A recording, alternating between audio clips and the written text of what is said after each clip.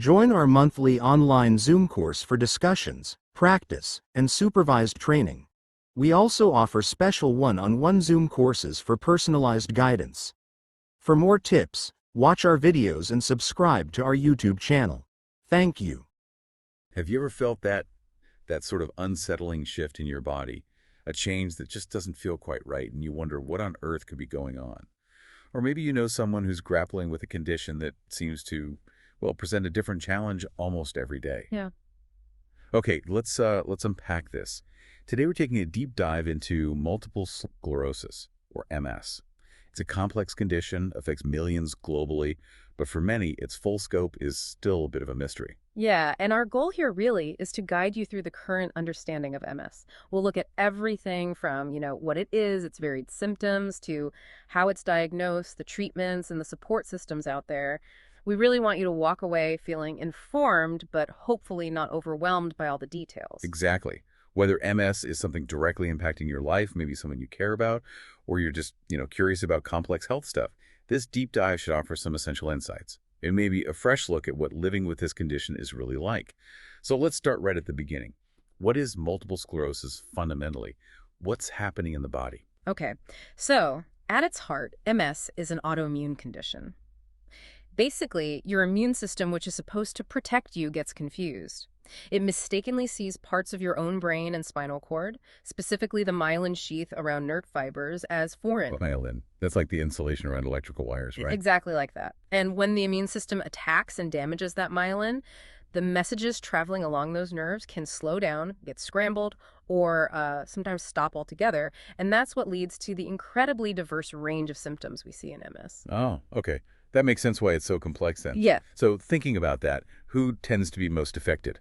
Are there common demographic factors or risks? There are, yeah. We don't know the exact cause, but we have identified several factors that increase the risk. MS most often starts between the ages of 20 and 50. Right, in the prime of life often. Exactly, some of the most productive years. And interestingly, it's much more common in women. They're about 2 to 3 times more likely to develop MS than men are. 2 to 3 times. Wow, that's a really striking difference. Are there other things involved, like environmental factors maybe? Absolutely. Genetics definitely plays a part. If you have a close relative, like a parent or sibling with MS, your own risk is higher. But it's not just genetics. Environment seems key too. For instance, people who smoke are roughly twice as likely to develop MS. Really? Smoking? Yeah. And another really interesting link is the Epstein-Barr virus, the one that causes mono or glandular fever. Having had that virus is also associated with an increased risk. So it suggests this complex mix of genetics, maybe environmental triggers like viruses, and the immune system's response. Gosh, it really sounds like a combination of factors. Okay, so we have a picture of what MS is, who it tends to affect. Let's talk about actually living with it. What does MS feel like? What are some of those common symptoms people experience? Because you said they're varied. Hugely varied. That's the key word. Everyone's experience is really individual. But some symptoms are definitely more common. Extreme fatigue is a big one. And this isn't just feeling tired. It's often described as a profound, debilitating exhaustion that sleep doesn't really fix. Then there are vision problems, things like blurred vision, double vision, sometimes pain when moving the eyes. And many people report sensory changes. Like tingling. Exactly. Tingling, numbness, sometimes a pins and needles feeling. It can happen in different parts of the body, arms, legs, face. And it doesn't stop there, does it? I mean, the list seems quite extensive, affecting lots of different body systems. It really does. We also often see problems with balance and coordination, so people might feel unsteady or clumsy. Muscle issues are common too, cramps, spasms, stiffness. Then there are things like bladder control problems, which can be really difficult to manage day to day. And cognitive issues too, difficulties with memory, concentration, or processing information, sometimes called cog fog. And we shouldn't forget sexual problems, which are also quite common and impact quality of life significantly. It's such a wide range. It really highlights how widespread the nerve damage can be. It does. So you mentioned these symptoms can kind of come and go, Yeah. or sometimes get worse over time. How does that unpredictability play out? Well, that variability is It's one of the biggest challenges, both for diagnosis and for living with MS. Symptoms can flare up, what we call a relapse, where they suddenly get worse or new ones appear. Then they might get better or even disappear completely during a period of remission. Okay. But for some types of MS or later in the disease, symptoms can just gradually worsen over time without those clear remissions. It creates this constant uncertainty, which is really tough. It makes planning difficult. I can only imagine. So, given that many of these symptoms, like fatigue or a bit of tingling, are actually quite common things people experience anyway, when should someone really be concerned? When is it time to see a doctor? That's a really important point. If you're worried, if you suspect MS based on symptoms, the advice is definitely to see your GP. But, and this is crucial, you're right, these symptoms are common and can be caused by many, many other things. So having them doesn't automatically mean it's MS. Your GP is the first step to figure out what needs investigating. Okay. But are there situations where symptoms might point to something more urgent, something needing immediate action? Yes, absolutely. And it's vital to know the difference. If someone experiences sudden severe weakness or numbness, especially just on one side, like in one arm or leg, Okay. or a sudden loss or blurring of vision, particularly in just one eye, or sudden severe problems with balance and coordination, these could actually be signs of a stroke. Ah, right. That's different. Very different and very urgent. In that case, you need to call 999 or get to A&E immediately. And importantly, don't try to drive yourself. It needs urgent medical assessment. That's such a critical distinction. Okay, so let's say someone sees their GP. The GP does suspect MS-GRESS. What happens next? What's that diagnostic journey typically involve? Well, if MS is suspected, the GP will usually refer you to a neurologist, a specialist in brain and nerve conditions.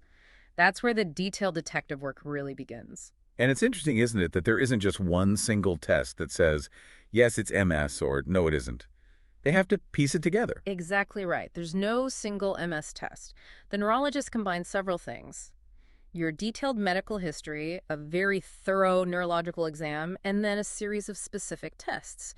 They're essentially looking for evidence of damage in different parts of the central nervous system, brain, spinal cord, optic nerves that has occurred at different points in time. It's about building a picture. Okay, so what kinds of tests make up that picture?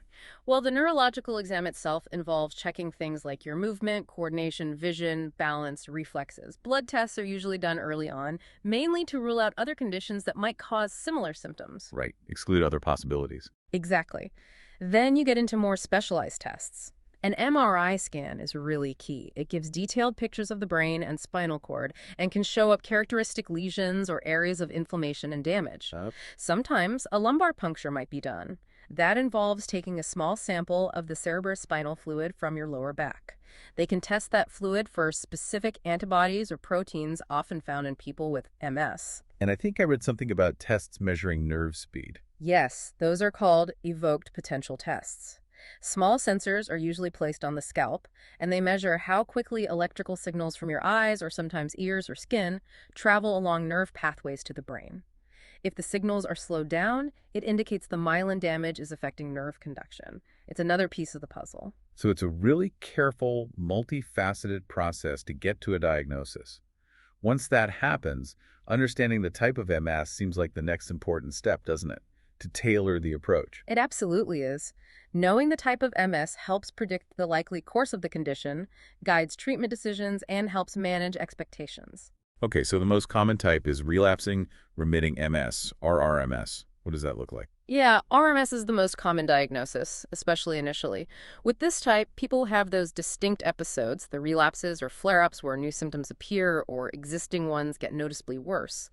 These relapses are then followed by periods of recovery or remission where symptoms improve, sometimes significantly, or might even disappear completely for a while. And often, that type can change over time. That's right. For many people, RMS eventually transitions into secondary progressive MS, or SPMS. Okay, and how does SPMS differ from RRMS? Well, SPMS usually follows on from RMS, sometimes many years later. In SPMS, the pattern changes. Symptoms become more constant and gradually worsen over time. There might still be occasional relapses, but the overall trend is a slow, steady progression of disability independent of those relapses. The periods of remission become less frequent or disappear. I see. And then there's a third type, primary progressive MS. Yes, primary progressive MS, or PPMS. This is less common, maybe affects about 10–15% of people diagnosed with MS.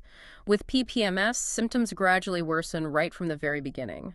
There aren't those initial distinct relapses and remissions like in RRMS. It's just a slow, steady accumulation of disability from the outset. Okay, so you have these different patterns. What does all this mean for someone living with MS day to day? We know there isn't a cure yet, but treatments have changed things, haven't they? What's the biggest shift? Oh, absolutely. The landscape has changed dramatically. Probably the biggest shift compared to, say, 20 years ago is the move from just managing symptoms reactively to actively trying to modify the course of the disease itself. We now have a range of treatments called disease-modifying therapies, or DMTs. While they aren't a cure, they can significantly reduce the number and severity of relapses, slow down the progression of disability for many people, especially with relapsing forms. So it's more proactive now. Much more proactive. The goal is really to preserve neurological function and quality of life for as long as possible. It's made a huge difference to the outlook for many people diagnosed today. And managing MS isn't just about the neurologist and medication, is it? There's often a whole team involved. Definitely. A multidisciplinary team approach is considered best practice. This team often includes a specialist MS nurse who can be a key point of contact and provide ongoing support and advice. Then you have the neurologist managing the medical side, physiotherapists helping with movement, balance, and exercise, and occupational therapists helping with strategies and adaptations for daily living things like managing fatigue or modifying tasks at home or work. So it's quite comprehensive. Yeah, and depending on the person's needs, it might also involve speech and language therapists, psychologists for mental health support, continence advisors, really a whole network focused on the individual's needs. Okay, let's talk specifics on treatments. What are the main types of medicines used? Well, for managing acute relapses, high-dose steroid medicines are often used for a short period. They help reduce the inflammation quickly and shorten the duration of the relapse. Break the flare-up. Exactly. Then you have the DMTs, the disease-modifying therapies we mentioned. There are many different types now, injections, pills, infusions that work in various ways to modulate the immune system and reduce its attack on the nervous system. And beyond that, there are lots of medications aimed at specific symptoms. Things like muscle relaxants for spasms or stiffness, medications for nerve pain, for bladder urgency, for fatigue. The treatment plan is really tailored to the individual's specific symptoms and MS type. And it's not just pills and injections, right? What other kinds of support help people manage day-to-day life? Oh, huge amounts. Non-medical support is absolutely crucial. Things like strategies for managing fatigue pacing activities, energy conservation techniques. That's massive because fatigue can be so debilitating. Physiotherapy is vital for maintaining strength, flexibility, and balance. Occupational therapy, as I said, helps find practical ways to manage daily tasks, maybe suggesting mobility aids like walking sticks or wheelchairs if needed, or home adaptations. It sounds like it really covers the whole person, not just the disease, addressing the mental and emotional side too. Yes, very much so. Things like cognitive behavioral therapy, CBT, can be really helpful for managing anxiety or depression, which can understandably occur with a chronic condition. CBT can even help with managing fatigue perception. There's also cognitive rehabilitation-specific exercises and strategies to help with memory and concentration problems, that cog fog. And importantly, advice and treatments for bladder or bowel issues and for sexual difficulties. Addressing these often hidden symptoms is key for overall well-being. So bringing it all together, how does MS actually impact someone's life? You've emphasized how variable it is. Profoundly variable. It's impossible to predict exactly how it will affect any one person. For some, the impact might be relatively minor, maybe needing some adjustments but largely continuing with work and activities. For others, symptoms can be much more severe, requiring significant changes, maybe using mobility aids regularly, adjusting work hours or stopping work, needing more support with daily tasks. And even for one person, it can fluctuate. Good days and bad days are very common. What about the longer-term outlook? Is it generally more positive now with these better treatments? Yes, definitely. The outlook is significantly better than it used to be. While MS is still a serious and challenging condition, the DMTs and better symptom management mean most people with MS diagnosed today can expect to live a relatively long life. Quality of life is generally much better preserved. Life expectancy is still, on average, a few years less than the general population, but the gap has narrowed, and the focus now is very much on enabling people to live as fully and actively as possible for as long as possible. That's really encouraging to hear. One last area of support. Beyond the doctors and therapists, where do people often find help and community. That sense of community is incredibly important. Living with a chronic, unpredictable condition can feel isolating, so connecting with others who get it is invaluable. Local MS support groups can be fantastic for sharing experiences and practical tips. There are also many online forums and communities, and national charities like the MS Society or the MS Trust here in the UK are brilliant resources. They offer reliable information, advice lines, support networks, and fund crucial research. Finding that peer support can make a huge difference to coping emotionally and practically. Okay, so today we've really taken a deep dive into multiple sclerosis. We've looked at what it is that immune attack on the nervous system. We've talked about risk factors, the huge variety of symptoms, and that complex diagnostic journey. We also explored the different types of RMS, as PMS, PPMS, and importantly, the significant progress in treatments and the multidisciplinary support that aims to manage the condition proactively and holistically. Yeah, and I think understanding a condition like MS, it goes beyond just the medical facts, doesn't it? It really fosters empathy, I think, and appreciation for the resilience people show in facing such challenges. And it highlights the amazing progress science has made and continues to make in improving lives. Absolutely. So for you, our listener, maybe something to think about. Given how incredibly individual MS is and how treatments and support are constantly evolving, how do we as a society, in our communities, even in our personal interactions, how do we need to adapt to best support people living with such a dynamic and often invisible condition? We hope this deep dive has left you feeling more informed, maybe a bit more aware of the complexities, but also hopeful about the progress being made and the strength of the human spirit in navigating conditions like MS. Join our monthly online Zoom course for discussions, practice, and supervised training. We also offer special one-on-one Zoom courses for personalized guidance. For more tips, watch our videos and subscribe to our YouTube channel. Thank you.